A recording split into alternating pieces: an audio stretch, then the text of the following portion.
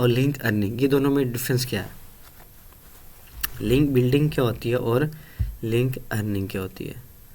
Obviously हमने किसी website पे लिंक लगाया है, अगर हमारा वो लिंक्स हमें यूज़ कुछ वैल्यूज़ पास ही नहीं हो रही तो यूज़लेस है, ठीक है। लिंक बिल्डिंग करेंगे, बट लिंक बिल्डिंग से हमें लिंक अर्निंग में जाना है। उसके लिए हम क्या करेंगे, आपके ग्राफ से समझा देता हूँ। हम लिंक बिल्डिंग करेंगे, ठीक है। और कौन सी लिंक बिल्डिंग करेंगे? नेचुरल लिंक्स बनाएंगे, जो हमारा ऑर्गेनिकली जो हम खुद बना रहे होंगे। मैंने आपको बताया था कि नेचुरल ऑर्गेनिकली दोनों सेम है। वहाँ से हम लिंक अर्निंग में आएंगे, हमारे लिंक्स इंडेक्स होते जाएंगे, लोग सर्च करते जाएंगे, वही सर्चिंग हमारी अर्निंग में चली जाएगी। इसलिए लिंक बिल्डिंग करेंगे। कौन सी लिंक बिल्डिंग करेंगे? ऑर्गेनिकली, ऑर्गेनिक, नेचुरल, फिर हम उससे